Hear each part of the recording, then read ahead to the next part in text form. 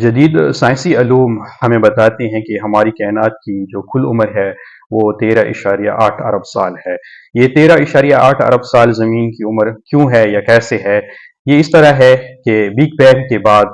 جو ہم سے دور ترین گیلیکسی ہے JZ11، اس کی روشنی کو ہم تک پہنچتے ہوئے 13.8 ارب سال گزر گئے ہیں،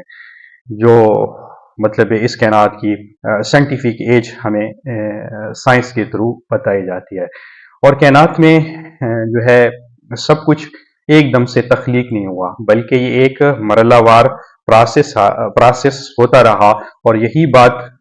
بات قرآن بھی کر رہا ہے کہ کائنات کی جو تخلیق تھی ایک مرحلہ وار پروسیس کے تحت ہوئی تھی۔ تو اب یہی وہ سکس کاسمک فیز ہیں جن کا ذکر سورت حامیم سجدہ کی 9ویں 10ویں اور 11ویں آیات میں ہو رہا ہے، جہاں کہا جا رہا ہے کہ اللہ تعالیٰ نے 2 دن زمین کی تخلیق میں صرف کیے، پھر 2 دن اس میں ضرورت اسباب رکھنے کے لیے صرف کیے، اور پھر 2 دنوں میں آسمانوں کی تخلیق کا پروسیس اپنے تکمیل کو پہنچا۔ تو جو کائنات کا سب سے پہلا فیز تھا جس میں کائنات کا آغاز ہوا، جس کو ہم کاسمک اوریجن کہیں گے، یا کائنات کا نقطہ آغاز ہے، جس میں توانائی، وقت اور خلا پیدا ہوئے، یعنی جس کو ہم موجودہ دور میں بگ بینگ تھیوری کے نام سے جانتے ہیں، جس کا ذکر جو ہے وہ سورۃ انبیاء کی 30ویں آیات میں ہو رہا ہے کہ اولم یر الذین کفروا ان السماوات والارض قانتا رتقا ففتقناہما، کہ یہ کافر لوگ کیسے یہ ڈینائی کر سکتے ہیں، یہ کیسے انکار کر سکتے ہیں کہ کیا زمین و آسمان پہلے باہم ملے ہوئے نہیں تھے، اور پھر ہم نے اس کو اپنے زور بازو سے ہم نے اس کو جدا کر دیا، یعنی سنگولیرٹی سے پھر جو ہے کائنات کا آغاز ہوا، اور اس سے جو اگلا فیز ہے وہ کائناتی پھیلاؤ کا ہے، یعنی جس پہ کائنات مسلسل پھیلنا شروع ہو گئی، اور اس کا ذکر بھی ہمیں قرآن مجید میں سورۃ الزاریات کی 47 آیات میں ملتا ہے کہ وَالسَّمَاءَ بَنَيْنَاهَا بِأَيْدٍ وَإِنَّا لِمُوسِعُونَ، کہ ہم نے اسی کائنات کی وسعتوں کو تخلیق کیا ہے، اور ہم ہی اسے مزید وسعت دے رہے ہیں۔ یہ کائنات کا دوسرا فیز تھا جس میں کائنات پھیلنا شروع ہو گئی، اور یہاں پہ جو ہے نا کائنات کی بنیادی قوتوں کا ظہور ہوا، مادہ اور توانائی ایک دوسرے کے تقسیم ہوئے اور ایک دوسرے سے علیحدہ ہوئے۔ پھر تیسرا فیز جو ہے وہ ستاروں اور کہکشاؤں کی تشکیل کا ہے، ستارے بنے، کہکشائیں وجود میں آئیں، اور کائنات نے ایک سٹرکچر اختیار کیا۔ پھر اسی طرح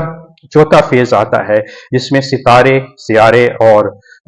زمینوں کو منظم کیا گیا، اس پہ پانی اتارا گیا، اور فضا سازگار ہونا شروع ہو گئی، اور اس کائنات کے اندر توازن بھی ساتھ ساتھ قائم ہونا شروع ہو گیا۔ یہ اس کا چوتھا فیز تھا، اور پھر 5ویں فیز میں زمین زندگی کے لیے سازگار حالات پیدا کرنا شروع ہو گئی، حیاتیاتی نظام قائم شروع ہونا ہو گیا، اور جو قانون فطرت ہیں اس میں استحکام آنا شروع ہو گیا۔ اور اس کے بعد پھر چھٹا فیز ہے کہ جس میں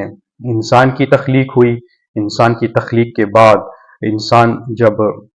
ہومو سیپین کی سٹیج پہ پہنچا تو اسے عقل و شعور عطا کر دیا گیا، اس کو چوائس دے دی گئی، اختیار دے دیا گیا،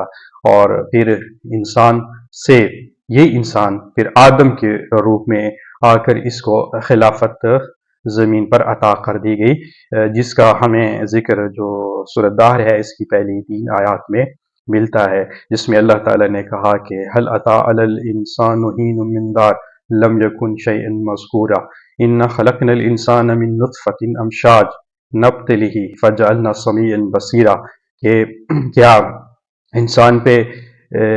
4 سال ایسے نہیں گزرے کہ وہ ناقابل ذکر شے تھا، کسی قسم کی قابل ذکر شے نہیں تھا، پھر ہم نے انسان کو سنگل سیل سے پھر انسان کو ہم نے نطفۃ امشاج سے پیدا کیا، دوہرے نطفے سے، یعنی پھر سنگل سیل کی سٹیج کے بعد جو ہے پھر جو ہے وہ نر اور مادہ کی تقسیم ہوئی، تو جنس علیحدہ ہو گئی، اور پھر ہم نے اس کو جو ہے چاہ کہ اب ہم اس کو آزمائیں، اس کو آزمائش میں ڈالیں، امتحان میں ڈالیں۔ پھر ہم نے اسے سماعت عطا کی، پھر ہم نے اسے بصارت عطا کر دی، اور اس کے بعد پھر ہم نے اس کو عقل و شعور عطا کیا، اور ساتھ ساتھ ہدایت بھی عطا کر دی۔ اب اس کی مرضی ہے، اس کے بعد اس کو فری ویل دی جا رہی ہے یہاں پہ، کہ اب اس کی مرضی ہے کہ یہ ہمیں تسلیم کرتا ہے یا ہمارا انکار کرتا ہے۔ تو یہ وقت کا سکیل تھا جو اللہ تعالیٰ نے تخلیق کے پروسیس میں استعمال کیا، کہ زمین کے وقت کا 1000 سال تخلیق کے ان 6 فیزز میں استعمال ہوا، اور کیسے استعمال ہوا؟ ہائر ڈائمنشن کے مطابق وہ ایک دن کے حساب سے برابر تھا، یعنی زمینی 1000 سال کائنات بالا میں ہائر ڈائمنشن میں ایک دن کے برابر تھے۔ تو اس اسکیل کو اللہ تعالیٰ نے زمینوں اور آسمانوں اور کائنات کی تخلیق میں استعمال کیا۔ تو یہ آیات ہمیں بتاتی ہیں کہ کائنات حادثاتی نہیں ہے، اور کائنات ابد سے بھی نہیں ہے، اور کائنات نے ازل تک بھی نہیں رہنا، اور تخلیق کا جو پروسیس تھا وہ منظم تھا اور مرحلہ وار تھا۔ وقت کائنات اور کائناتوں میں ایک جیسا نہیں ہے۔ ہمیں آج کی اس ویڈیو کو ہم نے یہ ساری چیزیں ڈسکس کرنے کے بعد ہمیں اس چیز کا پتہ چلتا ہے کہ وقت جو ہے وہ تغیر پذیر ہے، اور وقت ڈائمنشن میں جو ہے وہ مختلف رفتار اور مختلف تناسب سے چلتا ہے۔ اور ساتھ ساتھ کہ جیسا کہ ہمارے ساتھ دو دوسرے عالمین جو ہیں نا، وہ ہمارے متوازی چل رہے ہیں، ایک عالم جنات ہے اور دوسرا عالم ملائک ہے۔ تو اگر ہم جنات کی عمروں کو قرآن و حدیث کے حوالے سے دیکھتے ہیں تو ان کی عمریں ہزاروں ہزاروں سال تک بھی ہیں۔ اور میں نے ایک جگہ پہ پڑھا تھا کہ جو جنیت کا بچہ ہوتا ہے اولاد ہوتا ہے، تو جس طرح ہمارے ہاں بچہ جو ہے فیڈنگ ایج میں اپنی ماں کے ساتھ اٹیچ رہتا ہے 2-2.5 سال تک، تو جو جنیت کے بچے ہوتے ہیں یا ان کی اولاد ہوتی ہے، تو ہمارے اس کے حساب سے، یعنی وقت کے حساب سے، وہ 40 سے 45 سال تک کی ایج تک، ہماری 40 سے 45 سال کی ایج تک، وہ بھی اسی طرح چھوٹے بچے کی طرح ماں کے ساتھ اٹیچ رہتا ہے۔ تو لگتا ایسے ہے کہ عالم جنات میں جو وہ وقت کا کانسیپٹ ہے، وہاں پہ وقت جو ہے وہ ایسے لگتا ہے جیسے وقت اسٹریچ ہوا ہوا ہو، ہمارے وقت کی طرح نہیں ہے۔ اور اسی طرح جیسے ہم نے سورۃ المعارج کی 4 آیت میں دیکھا کہ کہا جا رہا ہے کہ وہ فرشتے جو روح کے ساتھ ٹریول کرتے ہیں، تو وہ ہمارے 50,000 سال کا جو فاصلہ ہے وہ ایک دن میں اپنے ڈائمنشن کے حساب سے کور کرتے ہیں۔ تو یہ وقت کی سیریز کی ہم نے 2-3 ویڈیو جو بنائی تھی، آج ان کا اختتام ہو گیا ہے۔ اگر آپ کو لگتا ہے کہ ہم نے کوئی آیات کی بات کی ہے، علم والی بات کی ہے، اور آپ کو یہ پسند ہے، تو آپ اس ویڈیو کو لائک بھی کریں اور دوسروں کے ساتھ شیئر بھی کریں۔ اللہ تعالیٰ آپ کو آسانیاں عطا کرے اور آسانیاں تقسیم کرنے کا شرف عطا کرے۔